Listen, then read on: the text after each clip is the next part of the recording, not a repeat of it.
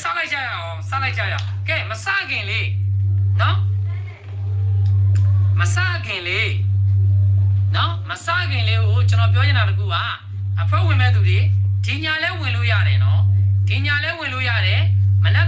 ကို10နာရီ17နာရီလောက်ထိကျွန်တော်အဖွဲဝင်လက်ခံပေးတယ်နော်ဖုန်းတွေဆက်ဖွင့်ပေးထားပါတယ်နော်အခုဒီညာလဲဝင်လို့ရတယ်မနက်ကို10နာရီ17နာရီလောက်ထိကျွန်တော်အဖွဲဝင်လက်ခံပါတယ်အဖွဲရတော့ဒီညာလဲဝင်လို့ရပါတယ်မနက်ကို10နာရီ17နာရီလောက်ထိကျွန်တော်အဖွဲဝင်လက်ခံပါတယ်နော်အဖွဲဝင်ကြီးကတော့1000ကျပ်ပါ1ပါနော်ဒီဘက်ကိုတနင်္လာနေ့က2ရက်တည်းမှာပဲဇာတို့ပတ်တီကိုထွက်အောင်လုပ်ပေးထားပါတယ်အဲဒီတော့ကြောင့်အဖွဲဝင်တွေကိုလို့ဆက်ရှိတာကိုလို့ပါနော်ဒီလောက်ပဲပြောထားလိုက်မယ်နော်ဇာတို့ပတ်တီကမနက်တနင်္လာနေ့တော့အားကောင်းပါတယ်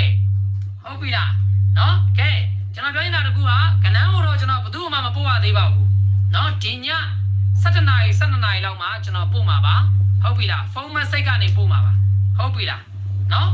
โอเคနော်ရပြီနော်ကဲအဲ့ဒါဆိုကျွန်တော်ရေချက်ကနန်းလေးတင်သွားမယ်နော်ဝင်မဲ့သူတွေဒီညဝင်လို့ရသေးတယ်နော်မနက်ကိုလည်း10နာရီ17နာရီလောက်ဒီအဖုံးဝင်လက်ခံပါတယ်ဟုတ်ပြီလားအဖုံးဝင်ကြီးကတော့1မှာကွန်မိုဆေးဖို့ပဲရှိတယ်တန်မိုးလေးတစ်ခုပဲသတ်မှတ်ပေးထားတာ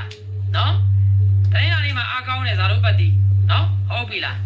ဒီကကျွန်တော်ပြောပြတနင်္လာနေ့ကနေထဲမှာကြာရင်ရပြီလားဒါပဲတနင်္လာနေ့ကိုတော့ site တွေ့ရပါဗျာနော်ကဲစမယ်ရန်ကုန်လေးရင်စပြောပြီနော်868က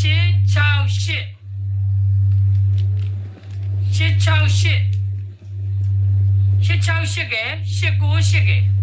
နှစ်ကွက်ရှိပြီနော်ကျွန်တော်ပြောတာရန်ကုန်868က898ကချက်ကနန်းလေးကတော့868က898က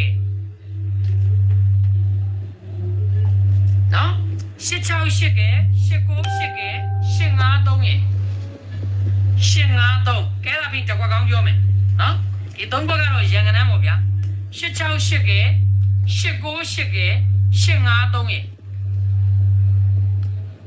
868နော်868 853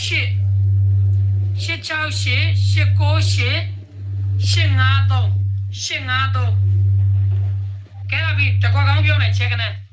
တစ်ခွက်ကောင်းကတော့893ပါတစ်ခွက်ကောင်းကတော့893ပါ